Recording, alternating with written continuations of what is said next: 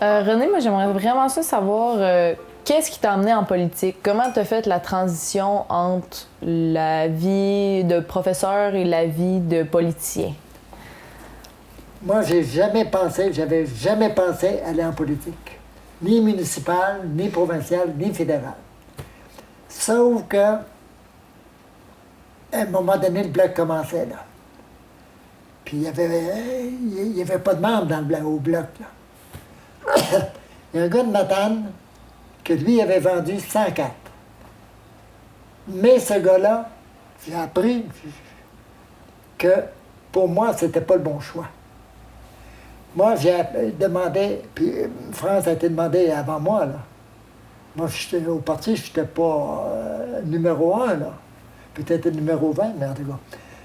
Alors là, moi, je me suis dit, si je vends 504, c'était au début de mai, j'ai dit ça à France, moi, je fais la convention. Il y avait une convention. Alors, vendre 504 dans un mois, là. Alors, moi, j'arrive à l'école. Tu connais Daniel Lamar.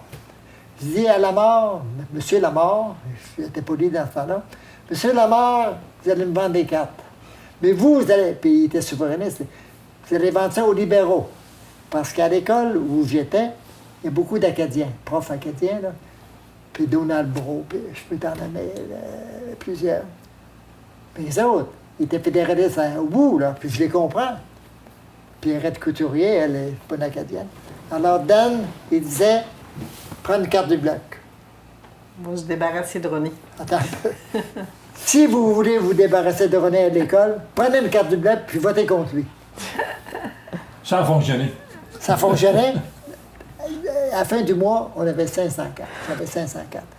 On arrive à l'hôtel à Québec, il commence, hein, puis c'était René Jacques qui était mon adjoint. Alors, mon directeur de campagne. Alors, ça qui arrive, il ouvre 10 cartes. C'était Saint-Pierre ta carte. Il arrive à 100. René arrive à 100. Là, le responsable, il dit, avez-vous d'autres cartes? René, il dit, moi, j'en ai. Envoie. Il se rend à 500. L'autre ne s'est pas présenté. Puis moi, je voulais dire que René, par son engagement social, là, il avait tout le temps été très impliqué. On était dans les années 70, puis il était déjà à la société. Il est devenu président de la CERV, qu'on l'appelait dans le temps, puis qu'on l'appelle toujours. Il a été à la CDC. Il y a eu des présidents aussi. Il a toujours été impliqué beaucoup. Le ralliement populaire, c'est des situations qui t'ont préparé à, même si tu n'étais pas en politique, déjà, c'était de la politique. On peut nous en parler du ralliement populaire. Oui, je peux t'en parler. Ça a été un événement. Le ralliement populaire, on arrive à la Société de la Vallée. Jean-Guy Gagnon, que tout le monde connaissait dans le temps, puis c'est un gars extraordinaire. Là, il faut mettre nos souliers solides, pas des souliers, des bottes, bien attachés. Là, on arrête un train. Là, Jean-Guy Gagnon, hein, il dit il faut un responsable, parce que lui, il voulait rester à la société pour les téléphones. Là, on était une dizaine. Il demande un, je ne les nommerai pas, là, parce que vous les connaissez tous. On demande à l'autre, personne ne veut être responsable de l'arrêt du train. Ils ont dit, Canuel, tu vas être responsable. J'ai dit, êtes-vous malade, vous autres? Vous êtes malade? Bon, j'ai dit oui. Là, je fais venir à l'école tout le monde, le personnel, les enseignants, ceux qui travaillaient à CSN, bon, tout, on était peut-être 120. Je fais signer. Le CSN est responsable de l'arrêt du train, etc. Je signe ça. Puis moi, avant de partir le matin, j'ai dit aux enfants, France était là, j'ai dit, papa va être en prison ce soir. Parce que je voulais pas laisser, je lui envoyais pas un autre en prison à ma place, c'est moi qui... Et on avait demandé deux camions de gravier pour arrêter le train. Et c'était M. Valois de Cause Fiscale, ces gars, c'est pas lui. Alors là, les autres, c'était le mois de janvier, là. Ils ont chargé le gravier pendant la nuit, c'était gelé. Là, ils lèvent pour mettre ça sur le rail, ça sort plus, là. C'est glacé. Là, ils montent, puis là, peine et misère. Jean-Guy Gagnon, lui, il avait une petite auto. Puis là, le train, il s'en venait presque là. Il était cédulé dans 10-15 minutes. Jean-Guy met son moto sur le rail du chemin de fer. Là, ils ont réussi à faire tomber ça. Jean-Guy enlève ça. Puis là, on a passé la journée. Mais il faut dire pourquoi le ralliement populaire, c'était pour avoir une papeterie. Cause fiscale n'est pas ailleurs. On a eu Pambal, puis c'était mieux qu'une papeterie, parce que la papeterie était là-bas. Moi, c'est mon fils.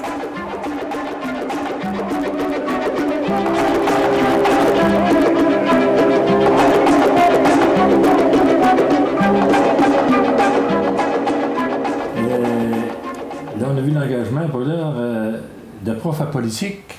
Oui, c'est ça. Là, Le passé, c'était à partir de ça. Et il nous reste un domaine, René Lou, qu'on va parler. Puis c'est un domaine qui, je pense qu'il l'a suivi toute sa vie. Et puis ça a été un leitmotiv très important. Le côté spirituel. Le côté spirituel ou religieux. Toi, ce côté-là, René, là, m'adresser à René d'abord, toi, ce côté-là, tu l'as découvert comment? Je dirais sur le sein de ma mère. Oui, belle place. Non, je pense, je ne dis pas ça pour rire, là. Non. C'est que ma mère était très croyante. Après ça, j'étais allé au Juvenat. C'était une communauté religieuse, là. Puis les autres, c'était comme des militaires. Tic, tic, tic, tic, tic, tic, tic, tic. Puis moi, ça ne m'énervait pas, ça. Je ne sais pas pourquoi. Ça ne m'énervait pas. Puis ça a tout le temps continué. J'ai été quand même, vois-tu, j'ai été 18 ans en communauté. Ça ne me fatiguait pas. Sauf qu'à la fin, j'étais relâché un peu. L'aumônier du Polybert, il dit à mon directeur, il dit, le frère Canuel, là, il ne restera pas en communauté. J'étais perpétuel, là. Il dit, il ne restera pas. Il dit, pourquoi tu parles? Il dit, il vient à messe en pantoufle. J'allais à messe en pantoufle. Alors, je pense que le côté religieux, je l'ai tout le temps gardé avec des années de très calme. Être croyant, est-ce que c'est être pratiquant? Non, excusez. Pas du tout. Je vais te Moi, conter- le monde après prend deux je vais te secondes. conter- je vais te conter une petite histoire. Une histoire vraie. Avant hier, je vais à Rimouski avec Marie-Jo. Et il y a un monsieur qui a travaillé à Abu Dhabi, puis sa femme est native de Rimouski. Il s'est fait construire une maison de... En tout cas, c'est pas de bon sens. Puis moi, j'ai dit, quand j'ai vu la maison, j'ai dit, je rentre pas là, moi, c'est trop impressionnant pour moi. Bon, de toute façon, on rentre. Il était une dizaine d'enfants, de 5 à 15 ans, 18 ans. Puis moi, en arrivant, le monsieur, il dit, veux-tu une bière? J'ai dit, merci, monsieur. J'ai dit, je suis musulman, moi. Les musulmans, là, ils ne prennent pas de boisson. Sauf que, dans le Coran, il dit ceci. Tu peux prendre une bière, tu peux pas en prendre deux. Puis j'ai dit, moi, si j'en prends une, j'en prends 5. J'en prends 10. Bon. Alors là, ça reste comme ça. Il y a une fille qui était sur le divan. Elle dit, moi, je suis musulmane. Oui, bravo, je vais aider la main. L'autre a dit, moi, je suis catholique. Puis la musulmane a dit, je suis musulmane, mais je ne pratique pas. La catholique a dit, moi, je suis catholique, je ne pratique pas. J'ai dit, quelle affaire ça veut dire, pour répondre à ta question, quelle affaire ça veut dire pratiquer? Une a dit, faire 5 prières par jour, la musulmane. L'autre a dit, aller à la messe, aller à la confesse. J'ai dit, le mot pratique, c'est pas ça, ça veut dire. Je vais vous dire que la profondeur du mot, je suis un peu d'accord avec vous autres, d'une façon superficielle, là. Mais j'ai dit, la profondeur du mot pratiquer, c'est être charitable. C'est aimer ceux qui nous détestent. C'est ça, la vraie charité, la vraie pratique. La musulmane a dit, j'ai du chemin à faire. La catholique a dit, moi aussi. Alors je réponds, c'est quoi? Je t'ai répondu. Donc, pour ajouter à ça, la foi sans pratique. La foi, je vais te dire, Ça dépend du mot je possible. vais te répondre à ça. Moi, je pratique en général. Il y a des fois que je ne vais pas à la messe, bon. Moi, je fais la confesse au moins une fois par année à l'abbaye. Puis, la meilleure confession que j'ai faite, c'est la dernière. Puis, sais-tu pourquoi? Le moine, je me confesse, je pourrais me confesser devant vous autres, mais vous seriez scandalisés. Alors, je ne me confesserai pas devant vous autres. Quand ça arrive le temps, j'ai fini la confession, j'étais assis, le moine me dit, « Qu'est-ce que tu aimes dans la vie, toi? » Je dis, « J'aime beaucoup de choses. Beaucoup de choses. Mais entre autres, Peux-tu répondre? non, c'est moi. Il dit, aimes-tu le vin? J'ai dit, non, le vin, je ne suis pas fort ça. J'ai dit, j'aime le gin. Il dit, comme pénitent, tu prendras un bon gin. Il a dit ça tel quel, c'est pas une blague. OK. Mais tu voulais-tu répondre pareil? Non, mais c'est ça. Je savais qu'il avait dit prends un gin. Hey, j'ai dit ouais, il n'y aurait pas besoin d'encouragement. René, tu as parlé de ta dernière confession. C'est ça. Parle-nous donc ta première. Ma première confession, j'ai été obligé de mentir. Oh, c'est bon. Faut te dire, parce que j'avais pas de péché. À 7 ans, as-tu des péchés, toi? Moi, je n'avais pas. Je n'étais pas assez intelligent pour ça. Alors, ma mère, elle faisait du sucre à crème. Puis, elle mettait ça une dépense, pour garder ça au foie un peu. On n'avait pas de frigidaire, éventuellement. Et bien, alors là, moi, je suis allé chercher un chocolat. Un sucre à crème. Un sucre à crème. Alors, j'ai dit... Puis ma mère, c'était pas un vol pour elle, elle nous avait permis. Moi, j'ai dit, j'ai volé un sucre à crème. J'ai menti. Parce que ma mère dit, prenez-en des sucres à crème. On avait vu ça comme dessert. Alors, j'ai dit, mon père, je m'accuse d'avoir volé un sucre à crème à ma mère. Alors, c'était le péché. C'est pas le sucre à crème, le mensonge. C'est vrai. Suite à ça, tu l'as sûrement entendu, ton grand-père, quand les enfants posaient des questions sur la mort ou sur... il répondait... Qu'est-ce qu'il répondait souvent? Ah oui. Ça, c'est encore mort, grand-papa. Non, on disait t'es pas encore mort, grand-papa. Puis là, il disait non, ce soir ou demain. C'est toujours ça, c'est encore ça à ce jour. C'est encore ça. Je meurs ce soir demain, je blague pas. Puis tu peux pas dire le contraire à vous autres non plus. Non, mais c'est parce que sûr. moi, ce que j'admire de toi, c'est que je trouve que tu as une relation avec la mort qui est très calme, qui est très, comment on pourrait dire... Très calme, pas... c'est assez. Non, Sereine. mais c'est ça, sereine, c'est ça, merci. Sereine, c'est beau ça. T'as pas peur de la mort, t'es prêt à l'accepter n'importe quand. Aujourd'hui, c'est ça. Oui. Mais demain, quand je vais souffrir beaucoup, je dirais peut-être le contraire. Je vais dire le contraire, si Dieu ne me donne pas la grâce de passer à travers. S'il ne me la donne pas, tant pis pour lui. C'est pas mon problème. Donc, on peut dire que la mort, est-ce que c'est un phénomène d'abord spirituel? La mort, il n'y a pas de mort. Ton cadavre, mon corps, C'est ça, je veux que tu y ailles du côté mon, spirituel. mon corps va devenir cadavre. Mon esprit va continuer. Puis, je vais rejoindre le Saint-Esprit avec mon esprit. C'est tout. C'est pas compliqué, hein? C'est pas plus dur que ça. Je reviens à est-ce que Dieu, au quotidien, il est présent avec nous? Ou s'il faut le chercher ailleurs? Au quotidien, il est présent. Non. Je réponds pas plus que ça. Il est présent. Comment on fait pour le voir? à toi. T'es là, toi là, puis René-Louis est là, puis René est là. C'est à toi à ouvrir ton cœur. Francis, Carl. OK. Non, mais on cherche pas Dieu. On cherche pas Dieu. On le cherche. On peut le chercher dans les abeilles, puis on peut le chercher dans la nature. Mais c'est Dieu aussi. Je veux dire, meilleur tu es, plus que tu approches Dieu. Mais avant qu'on soit approche. En tout cas, moi, je me dis, regarde, moi, Françoise, là, mes enfants, je sais pas, ils pourraient faire n'importe quoi, je vais les aimer. Je ne vais pas toujours comprendre, je ne vais pas toujours approuver. Et puis moi, tu sais, je suis une poussière. Dieu il n'est qu'amour. Imagine-toi que j'ai bien beau faire la plus grosse bêtise, n'importe quoi. N'importe quoi. Tuer, voler, en tout cas, j'en ajouterais, là.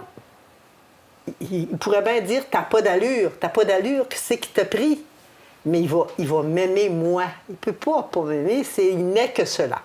Alors, arrêtons-nous.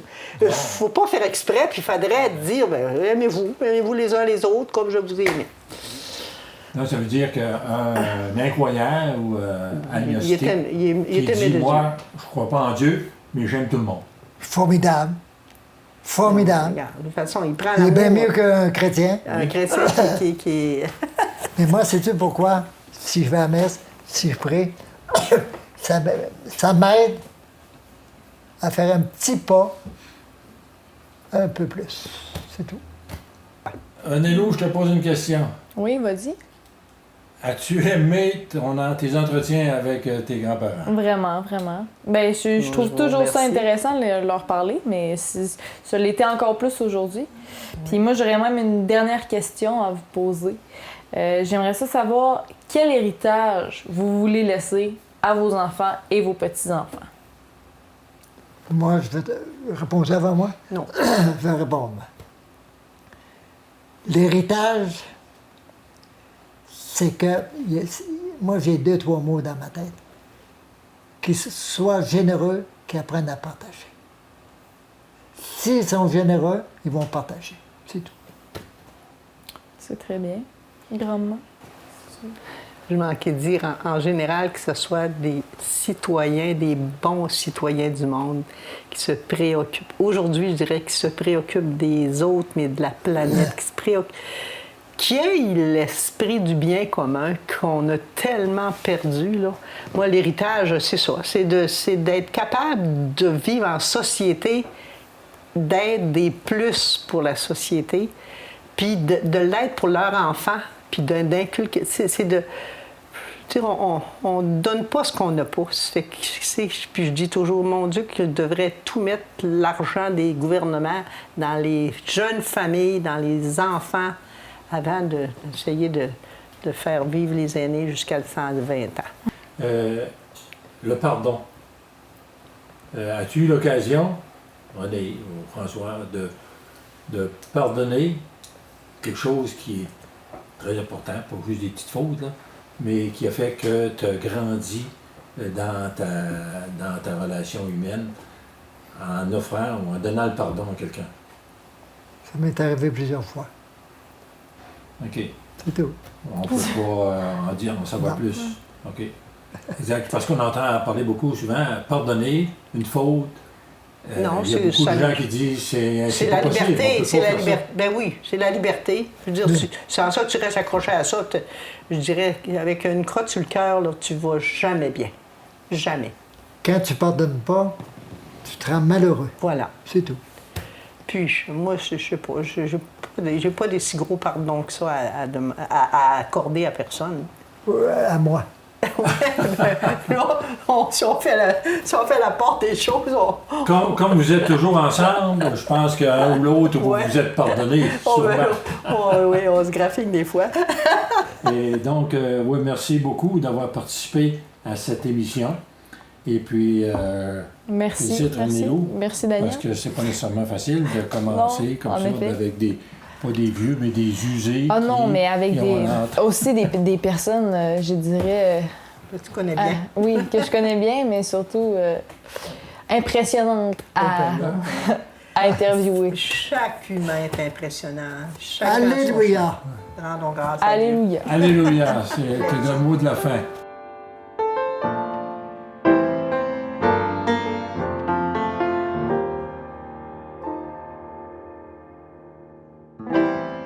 Bonjour.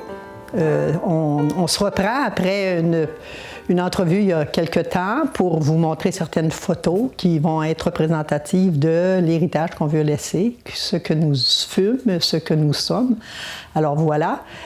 En premier lieu, dans l'entrevue, je n'ai pas souligné une partie très, très, très intense de ma vie. À partir de 12 ans jusqu'à 27-20, j'ai été le mouvement scout guide. Là. Moi, j'étais une guide. A été partie prenante de ma vie. Ça a été mon adolescence, ça a été ma vie de jeune, ça a été ma vie de jeune adulte, ça a été ma vie même une fois mariée. Alors, après que je fus guide, j'ai été chef d'équipe. J'ai été la chef de l'équipe des Aigles. Et ensuite, une assistante cheftaine, une cheftaine, une commissaire diocésaine. Alors, ça a été toutes ces étapes-là qui ont été super importantes, tellement que 2 jours avant mon mariage, je laissais le camp guide. Et voilà, je voulais te montrer une photo où les filles me font une aide d'honneur, nous une aide d'honneur. Et donc, ça a été ces photos-là, c'est le photo de mariage que je voulais souligner l'importance que le guidisme a eu dans ma vie. Et regarde, tu as des photos ici où on voit toutes des activités guides, là, des activités guides. Et toute ma famille, j'ai 4 sœurs, nous étions 5 filles, et toutes les filles furent partie prenante du guidisme. On a été, j'ai une photo ici on est les 4, mais la plus jeune n'était pas sur cette photo, mais elle fut guide elle aussi. Alors, ce mouvement-là m'a formé, m'a appris 1000 choses, que ce soit la débrouillardise, le sens du devoir. Ça a été, pour moi, une étape qui a toujours marqué ma vie. Alors, si j'ai voilà. bien compris, là. Oui. Les années passées. Chez les guides. Chez les guides, c'était les plus belles de ta vie. Ben non, ça a été... Parce que... Attends, c'est pas fini. 2 jours avant le mariage, où étais-tu? J'étais au camp guide. Je levais le camp, les tentes, et j'essayais de faire tout placer l'équipement pour qu'il reste, parce que je laissais ma place à une autre compagne qui devenait cheftaine. Et voilà, c'était de replacer le matériel, mais ça a été vraiment, c'est ça, 2 jours avant vraiment, ça a été ce à quoi je m'occupais. Puis la veille de mon mariage, bien là, c'était le temps de m'occuper d'être correct pour avoir de l'allure pour le mariage. Juste avant 48 heures. Oui, exactement. Et voilà pour cette étape. Puis il y a d'autres photos que j'aimerais vous montrer un peu. C'est celle de mes parents. Alors, René, tu me laisses une petite place. Faut bien dire que dans notre vie de couple, mon père a été présent pendant... Ma mère est décédée assez jeune, puis papa a vécu chez ma sœur et en 89, il s'en venait vivre chez nous. À tous les étés, de toute façon, papa était avec nous. Et juste avant sa mort, on est allé en Arizona.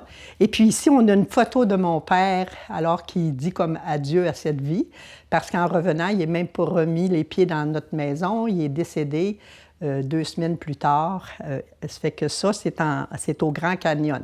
J'avais déjà entendu de la part de mon frère que si le Grand Canyon était sur Mars, la peine d'aller sur Mars. Fait que c'était quelque chose. Mon père, on le voit, c'est un amateur du Canadien. Je n'oserais pas de raconter qu'il était fédéraliste alors qu'on était une gang de péquistes enragés. Puis, c'est lui qui a fait découvrir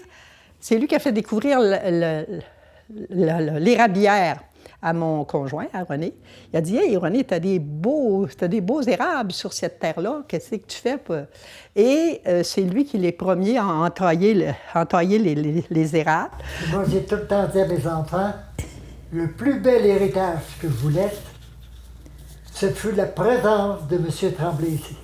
Exactement. On le voit ici. L'érablière ressemble plus à ça. Si vous avez l'occasion d'aller prendre une petite photo d'érablière, vous allez voir que du moment où on a fait la collecte au CIO, puis avec une motoneige, puis avec, comme on pouvait en 93, en 92, parce que non, en 93, papa est décédé en 94. Ça a été vraiment toute une autre étape de nos vies. Et après ça, bien, mon père, ça a été un gars qui a travaillé dans le bois toute sa vie, puis il a été très malade, mais ici, on le voit qu'il jardine avec René. Puis c'était sa passion. On arrête. Oh, tu veux voir ça mieux que ça? Bon, ben voilà.